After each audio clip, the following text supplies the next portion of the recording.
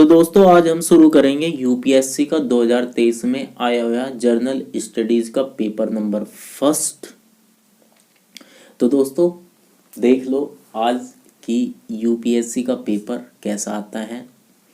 IAS, IPS और IFS जैसे grade A के अधिकारी बनने के लिए आपको कैसा पेपर देना पड़ता है। दोस्तों यूपीएससी हर साल अपना एग्ज़ाम कंडक्ट कराती है और इसके थ्रू करीब 24 पोस्ट भरी जाती है और ये पेपर प्री पेपर है। 2 पेपर होते हैं प्री में, जर्नल स्टडीज़ पेपर फर्स्ट और जर्नल स्टडीज़ पेपर सेकंड, जिसको हम सीसैट का पेपर भी बोलते हैं। तो चलिए देख लेते हैं कि 2023 में यूपीएससी ने किस प्रकार का पेपर लिया था और इसमें किस प्रकार के क्वेश्चन आए हुए हैं।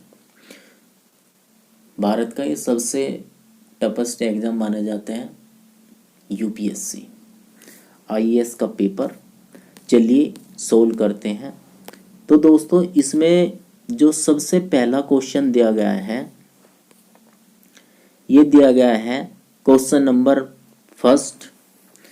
ये दिया गया है कि निम्नलिखित कथनों पर विचार कीजिए। झेलम नदी वूलर झील से होकर जाती है। कृष्णा नदी सीधे कोल्लूरी झील का भरण करती है। गंडक नदी के विसर्पण से कांवर झील निर्मित हुई है। दोस्तों इसमें प्रश्न नंबर 1 में 3 स्टेटमेंट दिए गए हैं। तो 3 स्टेटमेंट में हमें ये देखना है कि कितने स्टेटमेंट इसमें सही है, कौन कौन सा स्टेटमेंट सही है और कौन कौन से स्टेटमेंट इसमें गलत है।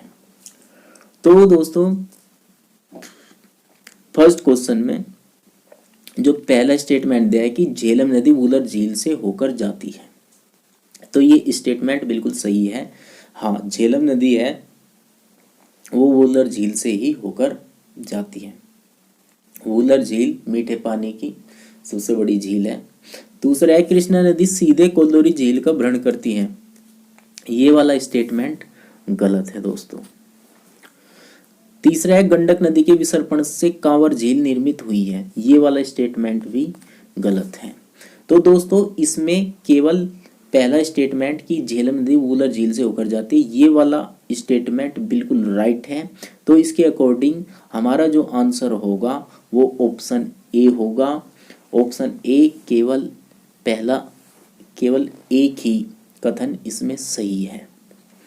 चलिए दोस्तों अब देख लेते हैं सेकंड क्वेश्चन। सेकंड क्वेश्चन दोस्तों दिया गया है कि निम्नलिखित युग्मों पर विचार करना है।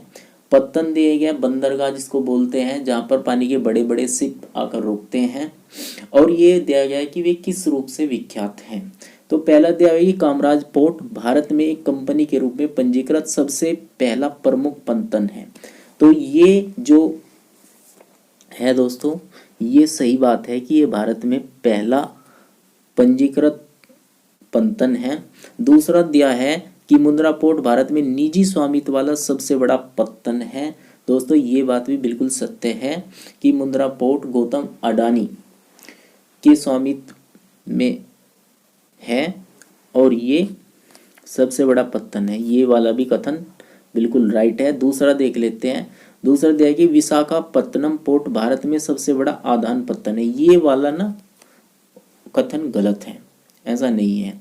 तो इसमें ना 2 स्टेटमेंट बिल्कुल राइट है कि कामराज पोर्ट भारत में कंपनी के रूप में पंजीकृत सबसे पहला प्रमुख पत्तन है, और दूसरा मुंद्रा पोर्ट भारत में निजी स्वामित्व वाला सबसे बड़ा पत्तन है। ये 2 स्टेटमेंट बिल्कुल राइट है। और जो तीसरा स्टेटमेंट है विशाखापत्तनम पोर्ट, ये वाला स्टेटमेंट दोस्तों गलत है। तो इसके अकॉर्डिंग हमारा जो आंसर हो जाएगा ये हो जाएगा ऑप्शन बी। केवल 2 ही युग इसमें क्वेश्चन में सही है। इसके बाद दोस्तों देख लेते हैं क्वेश्चन नंबर 3। क्वेश्चन नंबर 3 में दिया गया है कि निम्नलिखित वृक्षों पर विचार कीजिए। पहला है कि कटहल आर्टोकार्पस हेटेरोफाइलस। दूसरा दिया है महुआ मधुका इंडिका। तीसरा दिया है कि सागौन टेक्टोना ग्रैंडिस। उपरोक्त में कितने पर्णपाती वृक्ष हैं। तो हमें बताना है कि इनमें से पर्णपाती वृक्ष कौन कौन से हैं। दोस्तों कटहल जो है वो पर्णपाती वृक्ष नहीं होता है, वो होता है सदाबहार वन। बाकी महुआ और सागौन जो है ये दोनों ही पर्णपाती है। तो इसके अकॉर्डिंग उपयुक्त में से कितने पर्णपाती वृक्ष हैं, तो केवल एक, केवल दो। तो ऑप्शन बी इसका राइट आंसर हो जाएगा, 2 वृक्ष ये पर्णपाती वृक्ष है। इसके बाद देख लेते हैं क्वेश्चन नंबर दोस्तों 4। क्वेश्चन नंबर जो 4 दिया है इसमें क्या दिया है, इसमें दिया है कि निम्नलिखित कथनों पर विचार करना है। चीन की तुलना में भारत के पास अधिक कृषि योग्य क्षेत्र हैं। दोस्तों ये जो स्टेटमेंट है ये ना गलत है। चीन के पास भारत की तुलना में, ये जो स्टेटमेंट है ये गलत है। भारत के पास चीन की तुलना में ज़्यादा कृषि योग्य क्षेत्र नहीं है, चीन के पास ज़्यादा कृषि योग्य क्षेत्र है। दूसरा जो स्टेटमेंट दिया है, दूसरे स्टेटमेंट में दिया है कि चीन की तुलना में भारत में सिंचित क्षेत्र का अनुपात अधिक है। हाँ ये बात सही है, क्योंकि भारत में अनेक नहरें, झीलें, तालाब और ट्यूबवेल वगैरह है, उसकी वजह से भारत का सिंचित क्षेत्र जो है वो चीन की तुलना में ज़्यादा है। चीन की तुलना में भारत की कृषि में प्रति हेक्टेयर औसत उत्पादकता अधिक है। दोस्तों ये ऑप्शन गलत है। चीन में टेक्नोलॉजी हमारे यहाँ से ज़्यादा एडवांस है, इसलिए वहाँ पे उत्पादन ज़्यादा होता है, इसलिए ये वाला तो हो जाएगा गलत और पहले वाला भी हो जाएगा गलत। केवल सेकंड स्टेटमेंट इसमें सही है।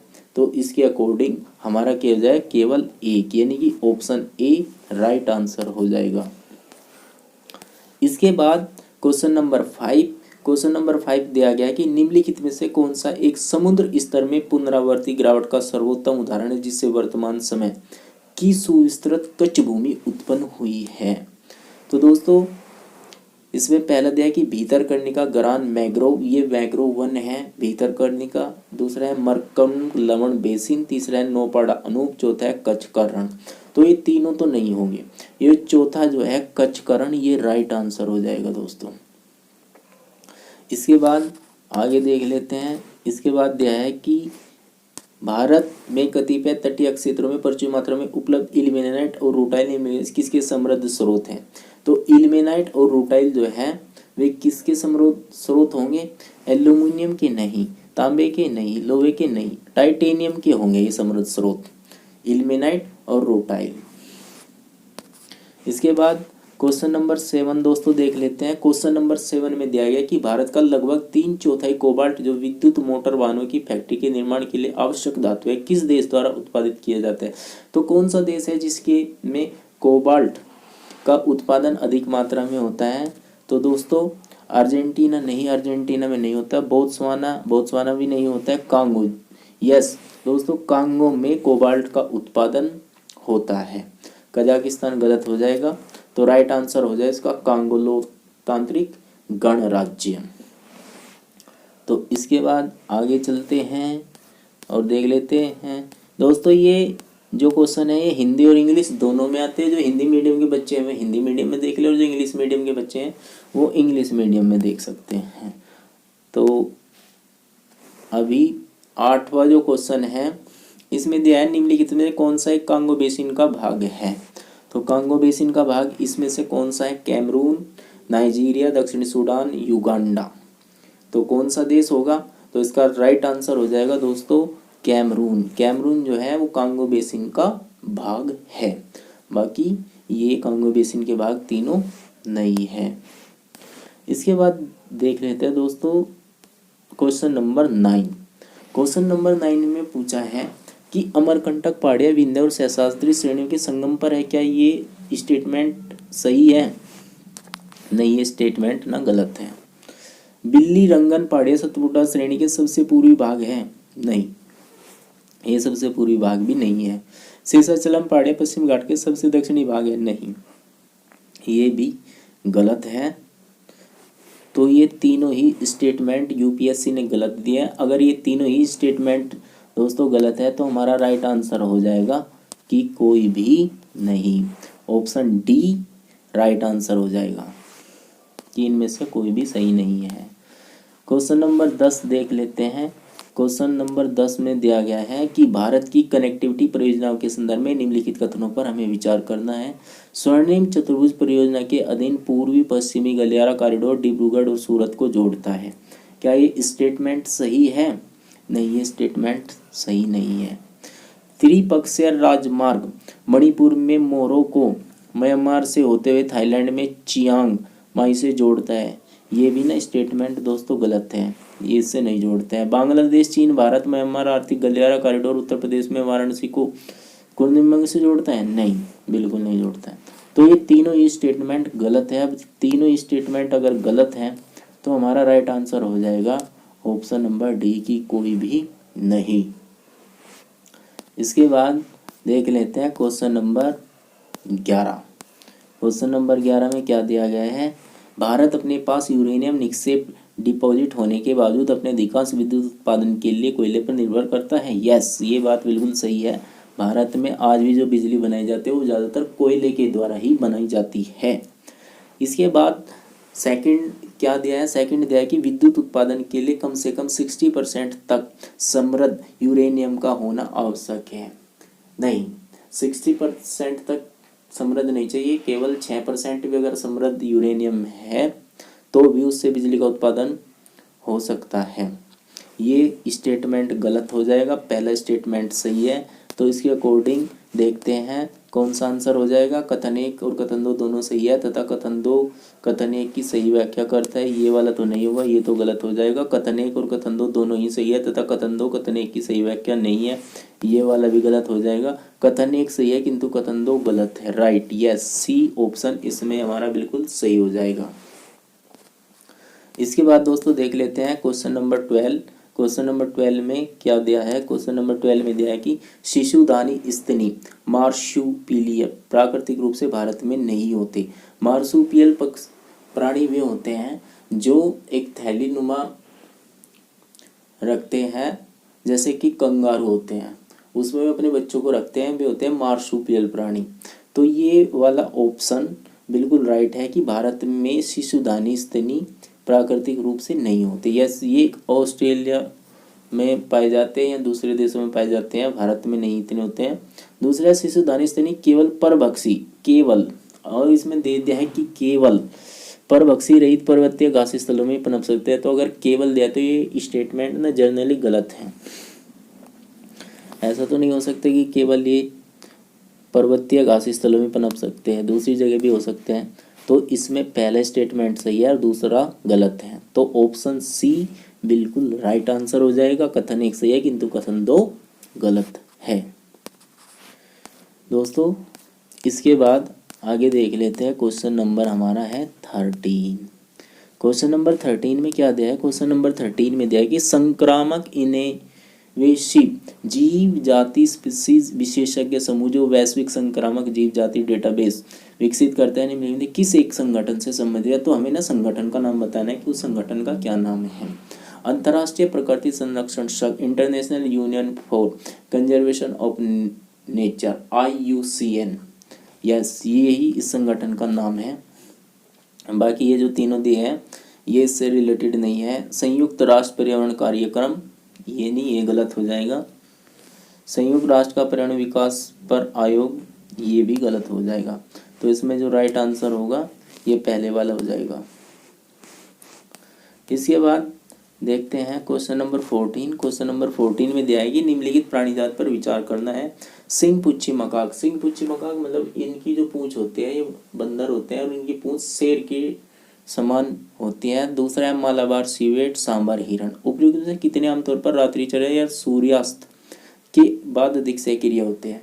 यानी कि सूर्य ढलने के बाद इनमें से कौन सा प्राणी जो है वो सबसे ज़्यादा सक्रिय हो जाता है?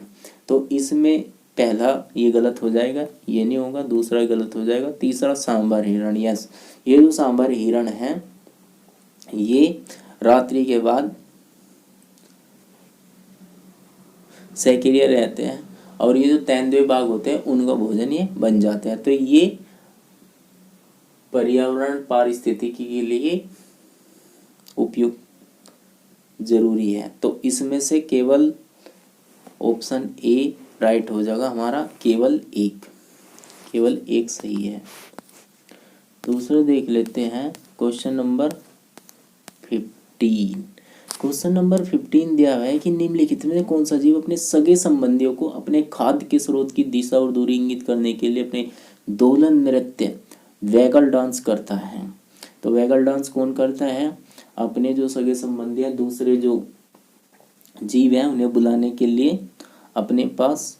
तो ये तितली नहीं करती है। व्याध पतंग ये भी नहीं करता है। मधुमक्खी, यस मधुमक्खी करती है वैगल डांस।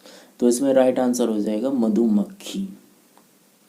ओके दोस्तों, तो ये महत्वपूर्ण क्वेश्चन आपने देखें। तो इसी प्रकार के और भी क्वेश्चन हम आगे लेकर वीडियो बनाएंगे। आप बने रहिए हमारे चैनल पर। और अगर आप यूपीएससी की तैयारी कर रहे हैं और आपका सपना है आईएएस और आईपीएस ऑफिसर बनने का, तो ये जो क्वेश्चन है ये प्रीवियस ईयर के क्वेश्चन है। तो इनमें से न आपको क्वेश्चन मिलेंगे, आपकी हेल्प होगी और आपको पता लगेगा कि किस प्रकार के क्वेश्चन यूपीएससी पूछता है। तो दोस्तों